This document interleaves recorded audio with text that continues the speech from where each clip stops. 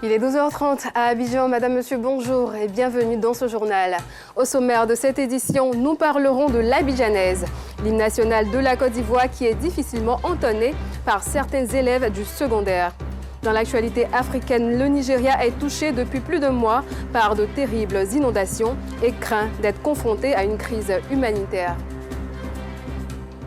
Merci de suivre cette édition d'information. L'Abidjanaise, un hymne qui fait partie des symboles de l'État de la Côte d'Ivoire. La maîtrise de ses paroles est d'une importance capitale pour tout citoyen. Nombreux sont les élèves du second cycle qui peinent à prononcer les paroles de cet hymne national. Voici le constat de Noussangaré et Gilles Tonia. Salut aux terres d'espérance, pays de l'hospitalité, fiers artisans de ta grandeur, tous rassemblés pour ta gloire, se bâtiront dans le bonheur. Fiers Ivoiriens, le pays nous appelle. Si nous avons dans l'appel ramener la liberté, notre devoir sera d'être des modèles de l'espérance promis à l'humanité en faisant unis dans la paix.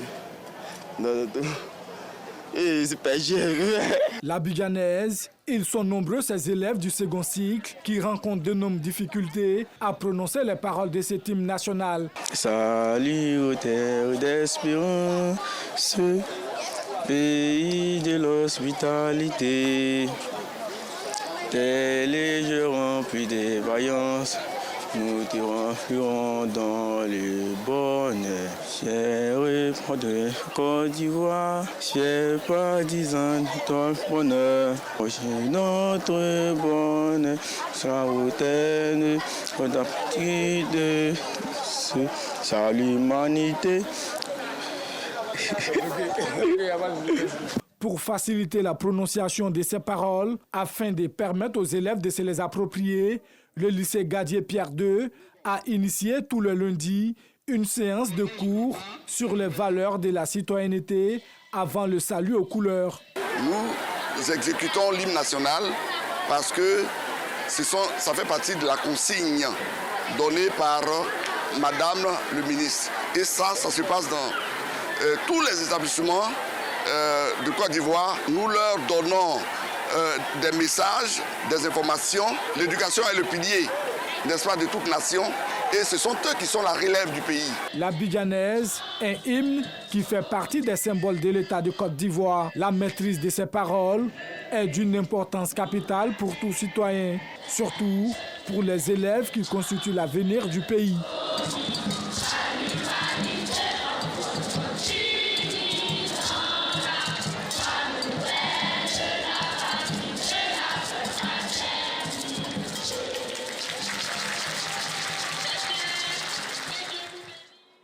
Restons dans les actes de civisme en parlant du salut aux couleurs avec la montée du drapeau pratiquée tous les lundis dans les établissements.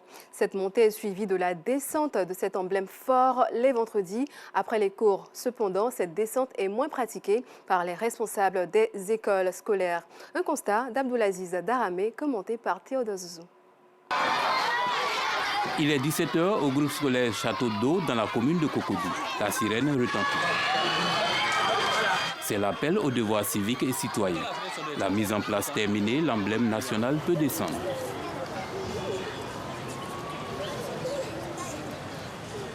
Un honneur aux couleurs orange, blanc et vert pour marquer la fin du temps de travail de la semaine. Chose qui est abandonnée dans plusieurs établissements aujourd'hui. La directrice du groupe scolaire Château d'Eau déplore ce comportement dans certaines écoles. On le fait pour donner l'exemple aux jeunes générations. Et puis, ça relève d'un acte de civisme. Tous les vendredis, on le fait. Les écoliers de son établissement, eux, se sont appropriés cette culture de montée et de descente du drapeau. Chaque vendredi soir, on fait descendre le drapeau. Le drapeau représente mon pays. Et je suis très fier de mon pays. À un peu plus de 17h, direction le groupe scolaire Cocody Danga. Ici, le drapeau est depuis 17h déjà descendu. L'école étant le lieu où on commence à forger le citoyen de demain, c'est bien sûr à l'école qu'on doit lui donner les bons réflexes.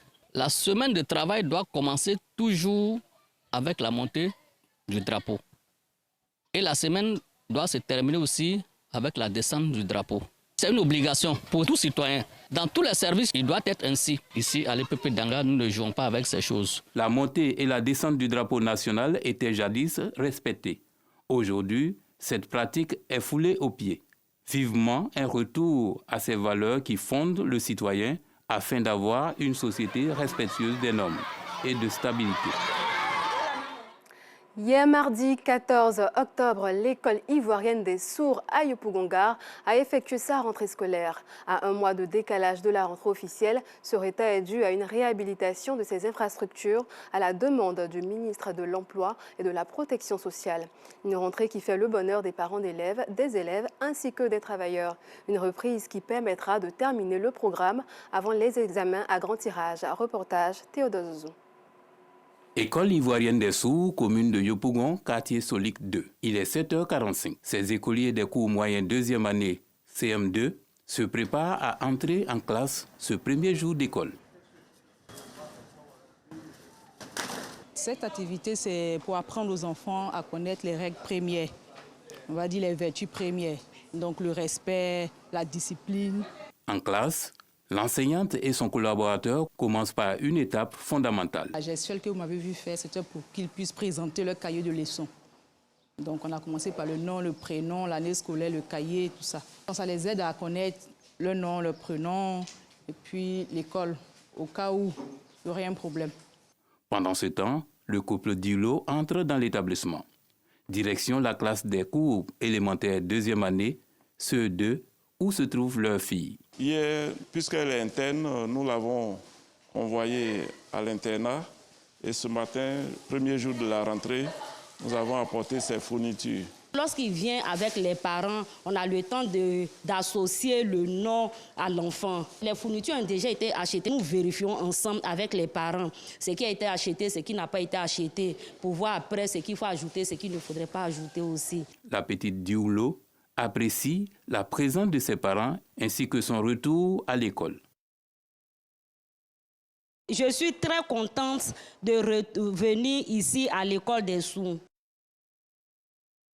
Tout comme Dioulo, d'autres parents attendent leur tour devant les éducatrices pour régler certains détails. Je suis en retard. Et puis on m'a dit de venir aujourd'hui. Je suis venu ici, mon fils. Normalement, la rentrée, c'est le dimanche pour les internes. Mais il y a certains parents qui viennent en retard, compte tenu des matelas qu'ils n'ont pas achetés. Donc, on les reçoit quand même. Quand on finit d'inscrire l'enfant, on prend le reçu, on vérifie sur la liste si le nom de l'enfant est effectivement là. Et on lui donne les fournitures qu'elle doit amener.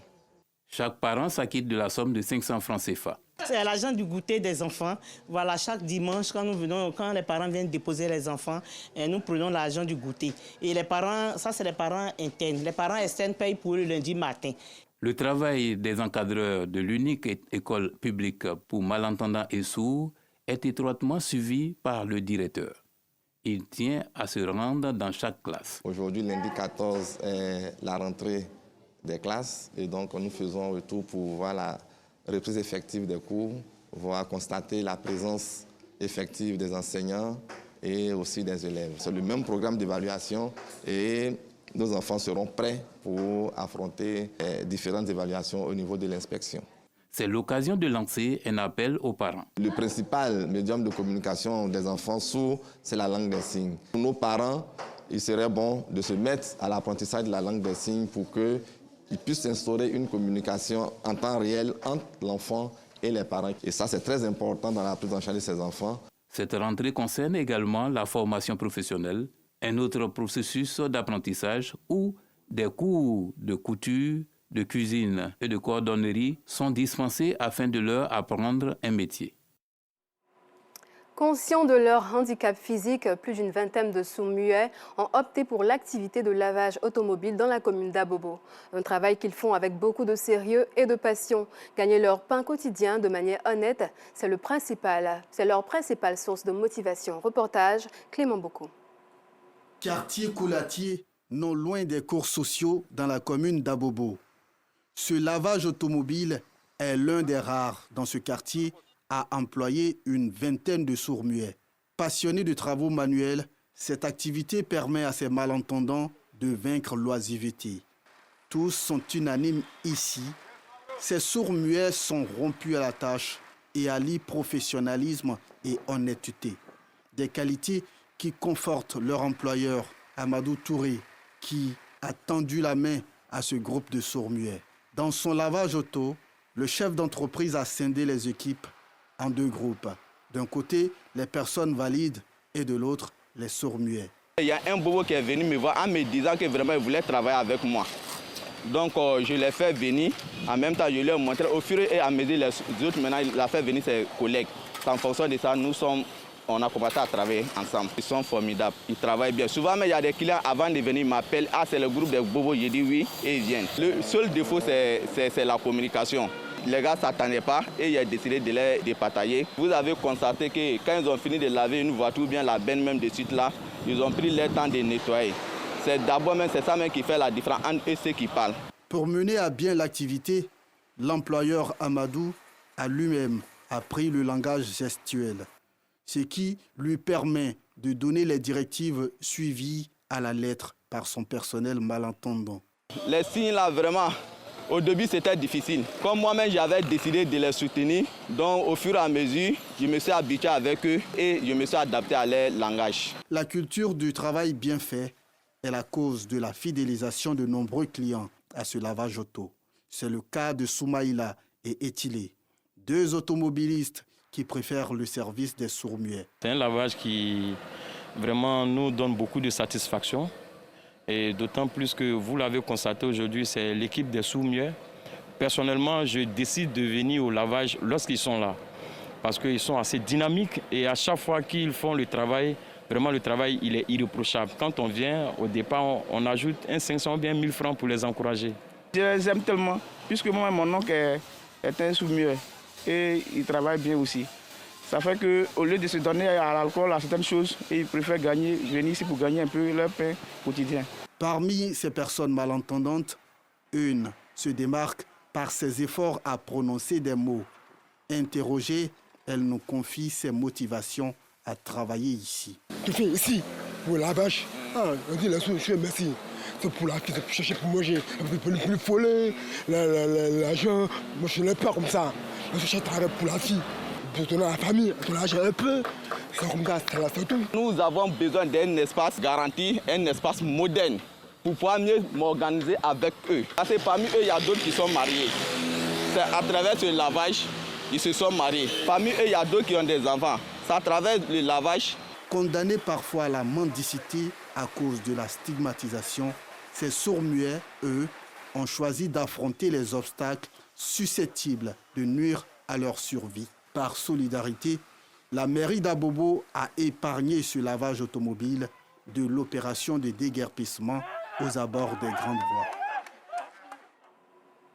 Dans le cadre de la campagne nationale de l'éducation aux valeurs civiques et morales au profit des élèves et parents, l'ONG Excel Ado a remis des certificats de fin de formation aux coordonnateurs et superviseurs. Cette cérémonie a eu lieu le samedi 12 octobre dernier dans la commune de Cocody. Laurence Kakra. Plus de 40 enseignants et acteurs du système éducatif ivoirien ont reçu leur certificat de fin de formation. Ces récipiendaires se sont engagés avec l'ONG Excel Ado à redorer l'image de l'école ivoirienne. Nous allons partir dans différents établissements et traiter ces différents thèmes thématiques qui sont enregistrés dans le livret qui nous est déjà donné. C'est la motivation que nous allons amener dans ces différentes écoles qui vont amener les apprenants à nous suivre, à suivre ce programme. Ça va les intéresser par rapport à la motivation que nous allons leur donner.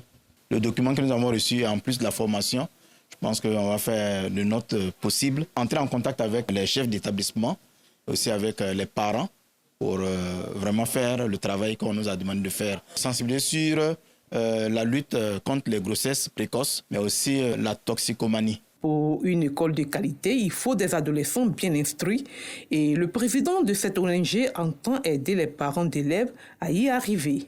Nous voulons toucher les 17 régions sur tous les endroits où les grossesses en cours de scolarité, selon le rapport du CNDH, où le taux était élevé. Mettons l'accent sur le choix et la qualité de l'amitié. Il faut que les enfants sachent qui choisit comme ami Quand fréquenter le sexe opposé et quelles sont les limites à ne pas franchir? Conscient du travail abattu par Excel Ado, des partenaires ont décidé d'accompagner cette initiative. C'est comme un devoir régalien pour nous d'accompagner Excel Ado pour le bonheur des parents. Et nous, au niveau de Jeudis Network, une de nos missions, c'est l'éducation. Accompagner également les enfants pour pouvoir atteindre les objectifs visés par les parents et par les enfants eux-mêmes. Créée en 2022, l'ONG Excel Ado tient à apporter sa contribution à la valorisation de notre système éducatif. Comme annoncé dans les titres, le Nigeria est touché depuis plus d'un mois par de graves inondations. Après l'état de Borno, c'est maintenant l'état de Kogi qui est inondé. Le pays redoute désormais d'être confronté à une crise humanitaire majeure et lance un nouvel appel à l'aide. Selon les chiffres communiqués par l'administration, les inondations ont ravagé plus de 200 localités et près de 2 millions de personnes sont actuellement sans abri. Des écoles et des hôpitaux ont également été détruits. En Iran, après 2 semaines d'absence de la scène politique qui ont suscité de nombreuses rumeurs, le général Esmail Ghani, chef de la force des gardiens de la révolution, est apparu en public à l'occasion des funérailles d'Abbas Nilforoushan, tué en même temps que le chef du Hezbollah, Hassan Nasrallah.